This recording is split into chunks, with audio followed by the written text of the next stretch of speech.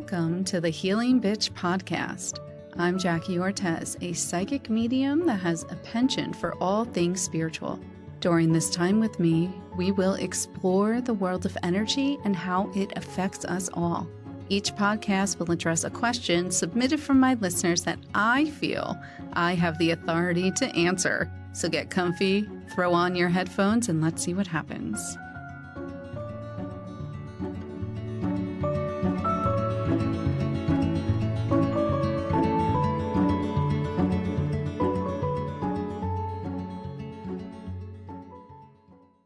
One day I'll learn to read one of those. Do you know how long it took me to read this?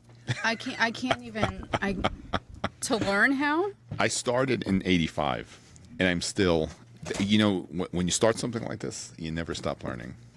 It's a continual process. Well, yeah. it's like human design. Yep. And that's what that is, actually. Yeah. That's exactly what it is. And I love human design so much. And it's very cool. Because this is like reading Chinese to me. Mm-hmm. Human design, just like I absorb that a lot easier. It wasn't very difficult for me to learn astrology. No? No, I mean, when I first started learning, we probably should be talking about... No, just keep going. I'll do a separate intro. All right. As I said, when I first started learning, I started on my own. But once I began working with an instructor, another astrologer, that's when it really all started coming together for me. Yeah. But it wasn't a challenge for me. It really wasn't. You know, I mean, there were some things not that I struggled through, but that it took me like a little bit longer to just kind of grasp certain concepts. But for the most part, I embraced it. I embraced it and I just sucked it all up when I started. That's awesome that you felt that connected to it to learn the whole thing, because I was going to some like moon circle years ago and they were showing this and they're like, this is Chiron and this is this. And I was like, yeah, my brain just was like, nope. Yeah. It can be very overwhelming. You know, when you start, you have to start with the basics and you have to really lay down that foundation and get the basics. You know, a lot of times people, when they begin astrology, they want to be able to interpret it right away, but it is a process and you really need to learn the basics first and foremost, and then you build upon that. So on different social media platforms now, astrology is really, really popular. Sure. Yeah. And there will be certain people being like, these are the best planetary alignments and these are the best thing if this is in this house and that is in that house. And like, how do you feel about I guess the way to say it is the pieces of astrology just being thrown out there instead of it as a whole? Well, let me put it this way. When my book was first published and I was doing the whole, circuit of promoting and everything, I actually was presented by one of the tabloid magazines, and I won't say which one, to do an astrology column.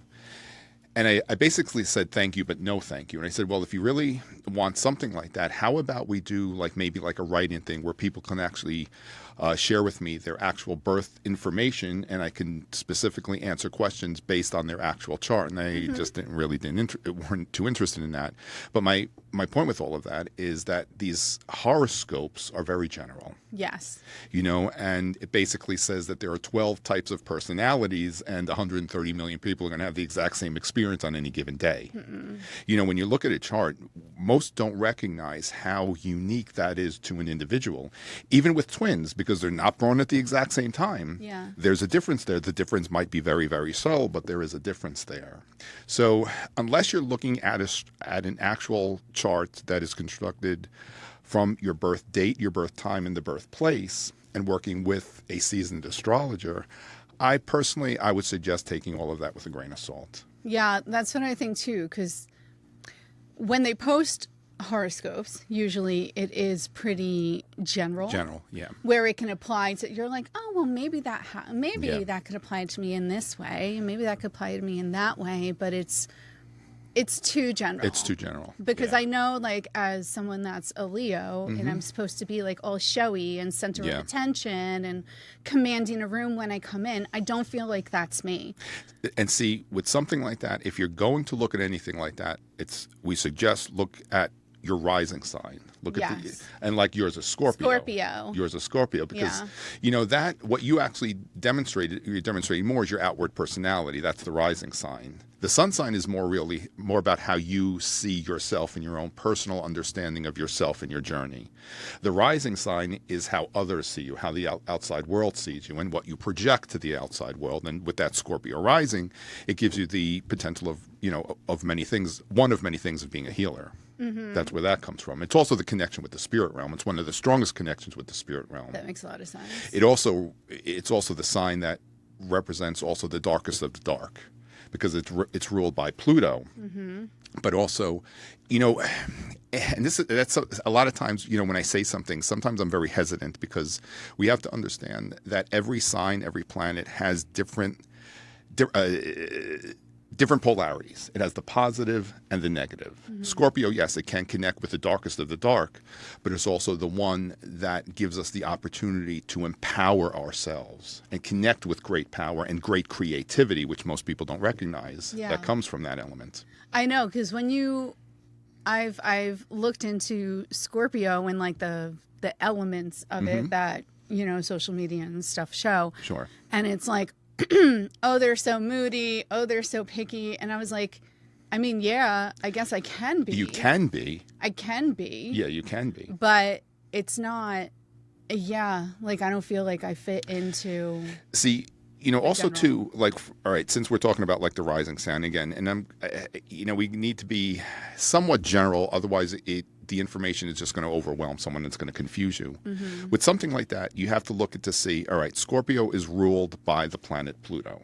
All right, so with your chart, you look to see where Pluto is placed and how Pluto is energized and influenced by the surrounding elements as well, mm-hmm. that will define and modify how all that is going to be played out. You see how that works there? Yeah. That's why it's so unique and specific, because you have to look to see how everything is placed and how everything is relating to each other to get a greater understanding how something will demonstrate itself. I'm like, okay. You saw my face, and I'm like, I kind of, that information like kind of went in. Yeah, that's okay. but it didn't. But Yeah. so I think I've mentioned this before, that my friend's daughter Mm-hmm. has the same sun, rising, moon, I think Mercury and Mars as me. Okay. And it's interesting because she talks about some of the stuff that her daughter struggles with, and it's exactly the thought process I had growing up, which was really interesting. Like, how often is it that like those 5 signs or 5 placements? I've been interested to actually see what it looks like and how it's all placed. But you know what, though, also, too, you're connected with that person, so it's an opportunity for you to help them. That's what we've been doing. There you go, because you had similar experiences. Yeah. And it's kind of also interesting, too, when you look at actually astrological charts of families and see the similarities there, it's astonishing how you can understand from a different perspective what that dynamic is actually playing out. Oh, my God. To see me, my mom, and my sister, because we have such an interesting dynamic, would be interesting. Amazing. Yeah, I know your mom is a Sagittarius. I'm forgetting what her rising sign is. I don't remember. Yeah, we'd have to know what time she was born. Yeah, she said like she always says it was like 11:59 p.m. I'm like, but what if it was 12 a.m.? That's what I think all the time. Well, that it could make a difference. Remember, also too, with astrology, the actual day isn't really that important. Okay. Yes, the date. However, like for example, right now it's oh my God, I just dropped light. It's January 25th. However, on another side of the world, it's January 26th. So regardless of the day, the sun is at the exact same position. That's why sometimes in certain like horoscopes, you'll see that when they define the date of what an astrological sign is, sometimes it varies. but it's really dependent upon the position of the sun. Like another example is people that are born on leap year. Mm-hmm.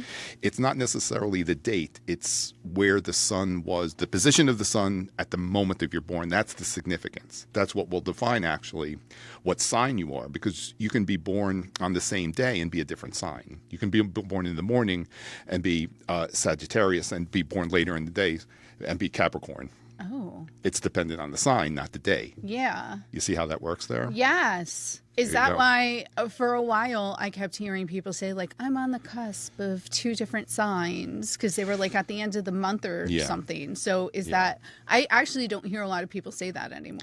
Well, that also has a significance in it of itself, because when you're generally when you're on the cusp, you're born at the late degree of a sign. Everything astrologically is measured in degrees and minutes. A sign is 30 degrees. All right. Many times when people say that they're on the cusp, and I don't know if they really understand what they're saying. Yeah. But for this conversation, when someone is born on the cusp, they may be born at the late degree of a sign, which might be like that 29 degree. That's what astrologically it's what it's referred to as a critical degree, because many times what happens is that you begin taking on characteristics of the next sign while continually demonstrating characteristics of the sign before. That just kind of opens up a whole different realm of possibilities. Yeah, realm of possibilities. Yeah. Yes. Even the degree placement of something has significance. Oh my God. I hope I'm not overwhelming you. My brain is exploding right now. Like, I will never pretend to know that much about astrology, just because I know how much is into involved. it, Yeah. and how I just am like. This is why, a lot of times, people wonder why it's so expensive to see an astrologer, because there's so much. So much. It's not. It's the learning. It's the experience. But how much needs to be factored in? Like, for example, before I meet with a client, I dedicate about an hour just kind of looking over everything, so I can have a point of reference as to what I need to say. Yeah, because you can't just be like, boom. Well, actually, though, I've been doing it so long, I can quickly look at something and very quickly come up with an assessment, but I do say that with somewhat caution. Yes. But again, I've been doing it for since 1985, however long that is. God, it's almost as long as me. Yeah, that's right. That's when I was 4. There you go. Sorry. No, it's all good. My sister, every time I mention that you're going to be on the podcast, and I'm like, he's going to do my birth chart. She goes, I have to book a session with him. She's been saying it for months and months, because she had such a resistance for a long time to singing, because in her college program, they beat her down, and the perfectionist, and isn't that something? She couldn't sing. And she just recently said to me, she's like, she's getting back into singing. She's singing at some churches, but she really wants to look into it again. Isn't that interesting how she had that experience? And I always say that her generation, and part of yours as well, really has come into this embodiment with just creatively, the potential is just like off the charts. Mm-hmm. And the alignments in their charts were very similar to the alignments that were demonstrated during the times of the Renaissance. Just think about the creativity that was brought forth. Because it's always Renaissance art, Renaissance music. Yep. It's a very celebrated artistic period. Astrologically, it has to do with the placement of Uranus and Neptune at the time of their birth, which was very similar to the time of the Renaissance as well. But kind of look what you just said, how she was met with such resistance and adversity, if you will, to really demonstrate her creative potential. And that, we understand, it's part of the presence of a dark energy that was trying to derail those like your sister and her generation. Another aspect of it was that whole Ritalin experience that took place during that time as well. Yeah. Because they're creatively, their levels are just off the charts. They really are, because I'm amazed by her. Yeah. Because she, even creatively in every area, she can draw, she can play piano, she can sing, but she was bored around Christmas time. And what she did was she cut up a cardboard box and she made all these gingerbread houses that are beautiful. Isn't that something? And I was like, can I have one? Isn't that something? So I took one home. My mom's like, I love it. She's like, yeah, whatever, you could take it. But it's just Creatively? She's consistently creating. And even in her job now of doing events and all that stuff, she's creating. But I don't think she's creating to how she should be. I feel like it's too restrictive. And a lot of times, many times, for an individual like herself, I mean, those environments are very restrictive. They're not allowing themselves to really demonstrate their full creative potential. And quite honestly, for someone like that to really tap in and to demonstrate it, they really have to be doing things on their own, because anything else will just place restriction. I feel like that's the my brain fart. That's the direction. Yeah. Cassandra's going to love this video. She couldn't wait. When I told her you were going to be on again, she's like, oh my God, I'm going to get such good clips from this. So take a note, Cassandra. I'm probably going to leave this into the that was fun. that blooper reel that you showed me, that was cool. Talking about creative, she does such a good job. I literally just sent her the entire file. I give her free reign of whatever she wants. Isn't that something? I let her pick what she feels pops out on each podcast for each clip. I never tell her what to actually show, because she is the audience. There you go. So for her to understand, and the blooper reels, everybody is hysterical. Obsessed with them. They love them. They love when I mess up. But you know what, though? It's really cool when you see a different side of it all. No, I do too. I love it too, because I feel like I have such a airhead funny personality sometimes that doesn't always come across in the podcast, because we try to I try to be helpful, and me talking in my airy personality that can be actually a Leo quality, because that airiness, even though Leo is not necessarily an air sign, it's a fire sign, but you have Jupiter in Libra, which is an air sign.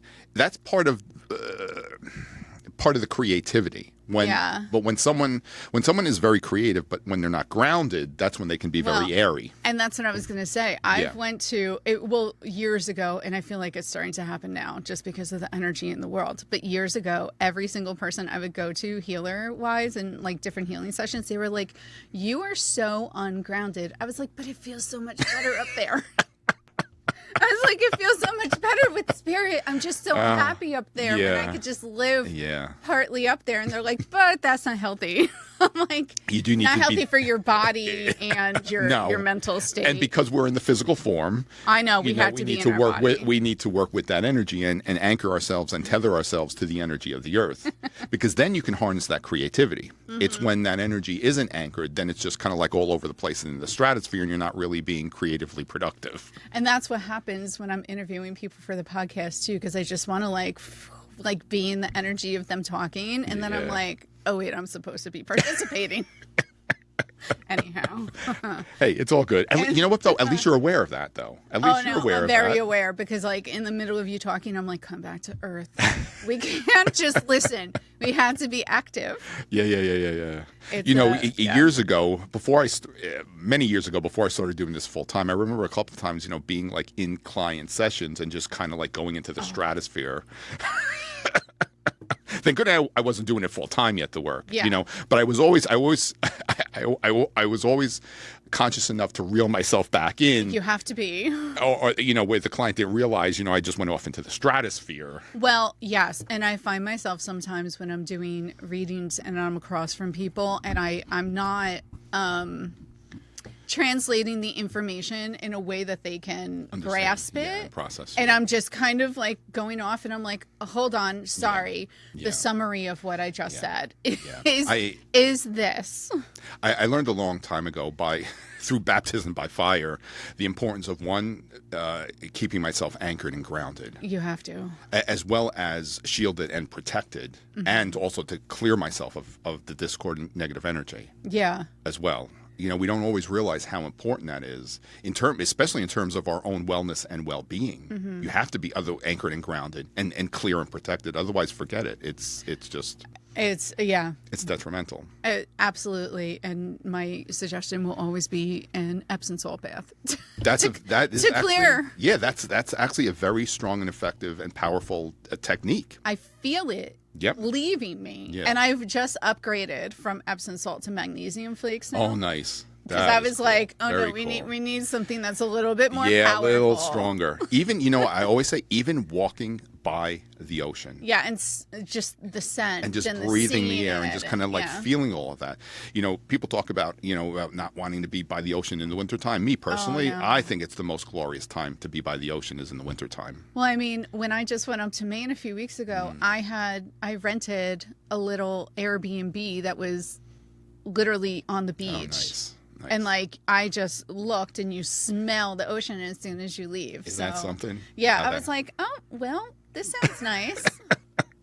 Well, you that Scorpio rising, it's a water sign, so you do have that strong. I love the water. Well, there you go. The water is my element. You do have that strong connection with that with the water element. So, Absolutely. and it is very healing. I will always have to be near the ocean. A lake will not do it for me. I'm a right there river with will you. not do it for me. Yeah, I'm right there with you. The ocean, it has to be the ocean. Yeah, I couldn't be landlocked. I couldn't live in the middle of the country somewhere. I need the ocean. I need easy access to being near the ocean. I know. I was thinking of Pennsylvania at one point, and I was like, what am I thinking? And I did my astrocartography. Oh, nice. Okay. And where in Maine is the most balanced for the astrocartography. Oh, interesting. It's the best for all the scores and everything. And Pennsylvania was horrific. Very cool. Very, very cool. That's a whole facet of astrology that I don't really understand too much about. Oh, I don't either. That's why I just paid someone for a report. Yeah, just like in a simple explanation, it's like where the planetary lines are connected from your chart are connected to certain geographical locations. Yeah, I initially did it for the whole United States, and I saw the report, and I was like, Mother of God, I can't understand this. But the apparently, where I would thrive the most? Where's that? Alaska. Okay.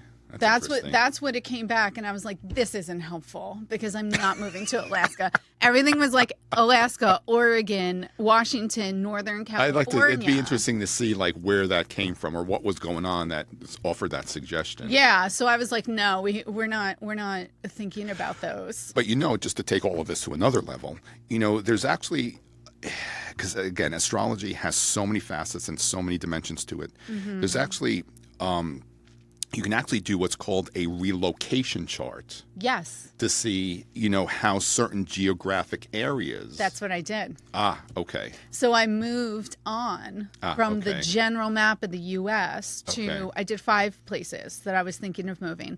One was Virginia Beach. One was a place that was in West Virginia. Okay. I did Red Bank currently. Okay. I did Gettysburg, Pennsylvania, because I was like, let's just see. And then I did Biddeford, Maine, which is around the area that I'm moving. And Biddeford, Maine was the best out of all of them. Gettysburg, I would have had a horrible life, but my career would have been off the charts.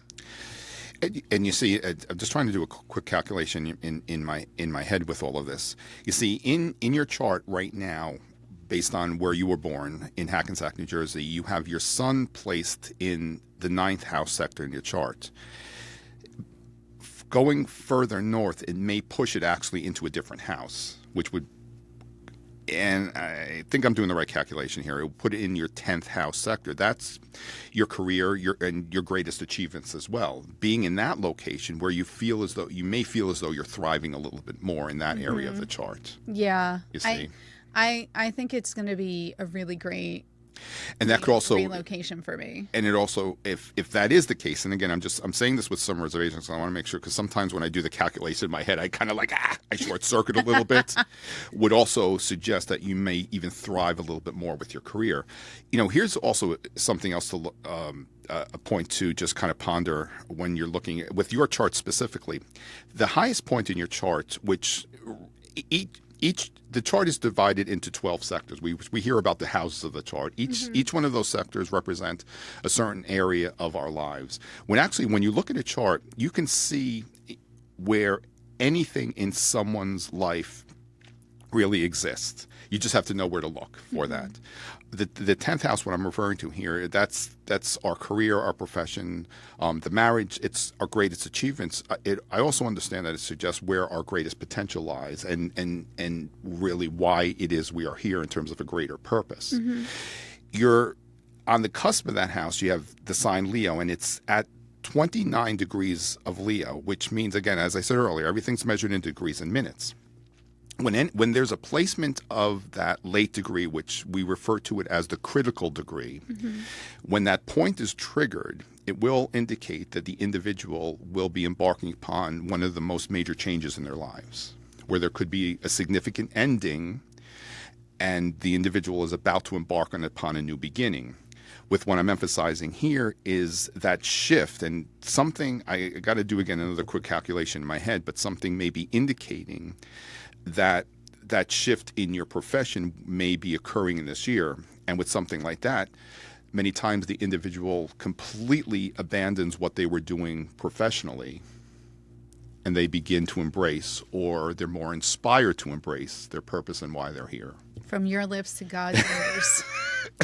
And that's what we're working towards. You know, I always emphasize that how it's all going to play out, it's really dependent upon your free will. You know, when you look at all of this, and I've said this for many years, we see an individual's, or I observe it as looking at an individual's greatest potential.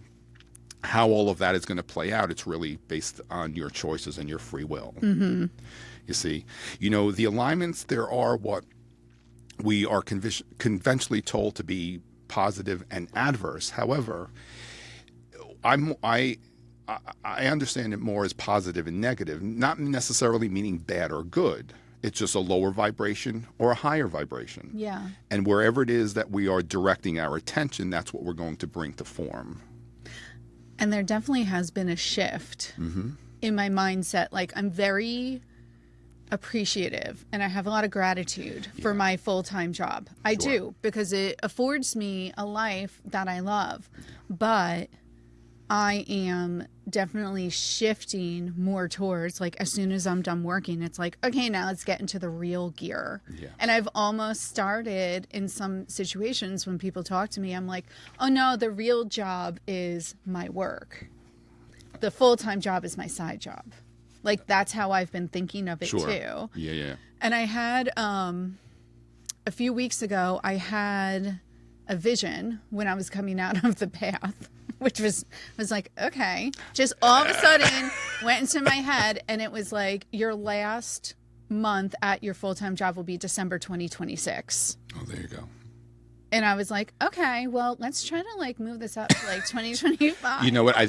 My calculation with it all, it could be 2025. I would say this year more so. I have a feeling that like moving and everything, like, it's going to shift a lot of energy. And having like a real podcast studio in my home, like, it's having going to shift a lot of everything. Energy. Yeah. And the attention I've been giving it and the love I've been giving it. Yeah. And really I mean, ever since I started this in September, it's absolutely insane, because for months beforehand, I felt like creatively, I was missing something. I was like, I need to create. I never considered it being the podcast.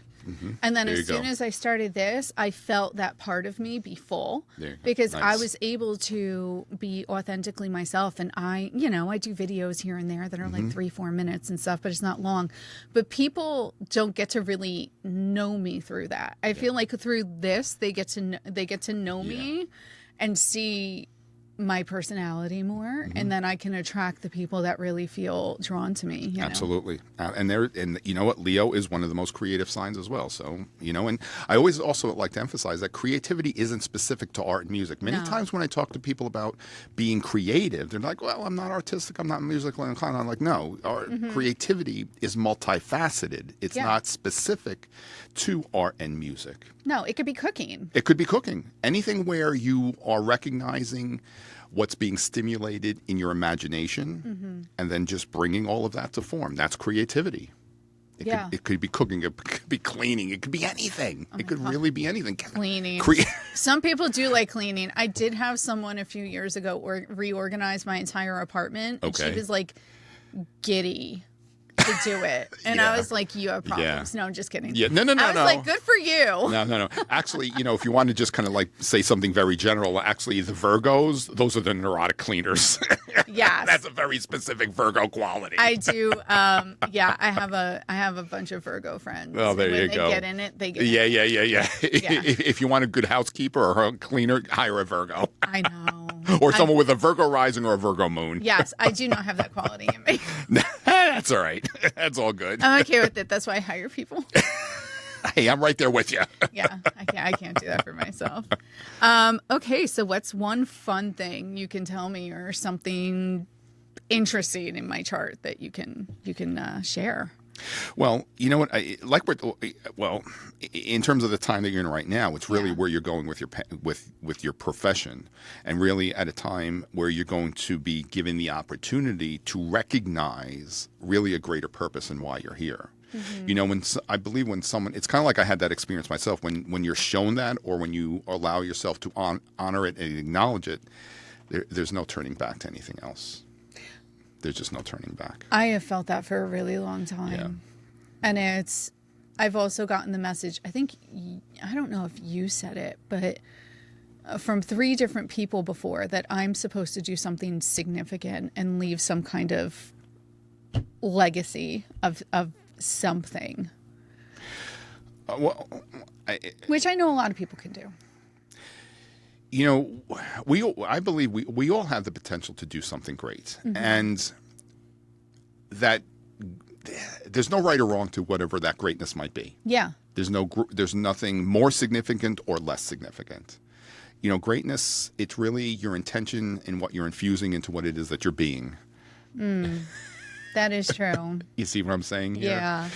It could be something that might be considered something very simple, but again, that's just a judgment. We don't know. Yeah. The smallest of gestures can have some of the greatest impact in humanity, and we don't always know how we affect another, how we touch another, how we inspire mm-hmm. another. We don't know that. And that's okay. I always, I recognized a long time ago, I really don't know. I get a lot of feedback from the work that I do from clients or whatever, but I really don't know sometimes how I've inspired another. And that's okay. Mm-hmm. It's my intention that whatever it is that I may share, speak, whatever it might be, that in some sort of way I've inspired someone to recognize and honor something great within themselves. Yeah. That's all that matters. Yeah. I agree with you. It does feel really... Just doing the work feels so fulfilling. Yeah. Itself, even without feedback, even when I'm not mm-hmm. sure about how someone, it feels like most of the time when I'm not sure how someone received the session that I did with them, mm-hmm. It turns out to be one of the greatest. Like they'll come back in a few months and they're like, I've been thinking about what happened. And I was like, you were as quiet as a mouse. Like I had no idea what was going through your head, but okay. And sometimes you have to just allow them to just process the information. Yeah. Because a lot of times also too, in those moments, they may not necessarily completely be able to process and really understand what mm-hmm. you're sharing with them. So it takes a little bit of time. That's why I've started recording. Yeah. Like I'll get their phone, and at the end of like a Reiki session, I'll record a voice. I'm like, we're just going to record our discussion. You come back to it. Good. And, pick up what you can from it. Because then you might be losing stuff. And I let people record all the readings. That's well, for the most part, I've always recorded my sessions, going back to when I used to use tape recordings. I remember years ago, a client sent me an email that still had the actual physical cassette recording that I had given them back in the 90s or something. Oh, my God. Someone actually years ago, because when talk about going back to the time when the dinosaurs walked the earth, when I learned astrology was before the astrology software where you can just plug in the information and boom, you'd have the chart. Oh my God, did you have to manually do it? When I learned astrology, I learned all the calculations and all the steps involved in constructing a chart. You must have been good in geometry. Yeah, actually, it was probably one of my worst subjects. Me too. But in geometry, all I would do is draw all the The shapes? The shapes. That's what I would be. In geometry class, I would be sitting there just drawing the shapes. Oh my God. I know. I was really good at math, but I was shit at geometry. Yeah, I wasn't like, I couldn't forget do it. it. Proofs, forget it. I just flatlined when it came to I proofs. didn't even remember proofs was But a thing. what I want to emphasize is that from what I remember, it took me 90 minutes just to do the calculations of an astrological And then chart. you have to look into it. And then you look into it Oh my God. because of how many steps were involved. Yeah. Because you use algorithms and all these other strange things that I don't even remember anymore. Oh my goodness. I have no idea how to construct a chart manually. Once I started, because I think it was in up until 94, I believe, I would do all the charts manually. And I remember that I would always look at these charts that I calculated manually and then plug in the information in the computer just to see how accurate I was. Yeah. And I came up, it was like within like seconds of a degree accuracy. That's so cool. Because I was as bad, and it's kind of ironic because math was not my forte. But when I did it all with astrology, I thrived on it. I thrived doing all of that work. That's so, yeah, that is awesome. Yeah. So, and there is a lot of geometry involved in astrology as well, because you There's a can look lot. to see like all these angles and everything. Exactly. It's all about those angles. That's those angles, that we'll refer to as aspects. Those are what modify and define how something will be played out. Yeah, and that's why I always thought that I always actually had that correlation that I couldn't do astrology because I was so crap at geometry. You never know. You never really know. So, like I said, I was very poor in math. I excelled in art and music. That's where I excelled when I was in school. I loved math. Yeah, see, now. I'm really bad at art. I also, I have numeric dyslexia, so that didn't help either. Oh, yes.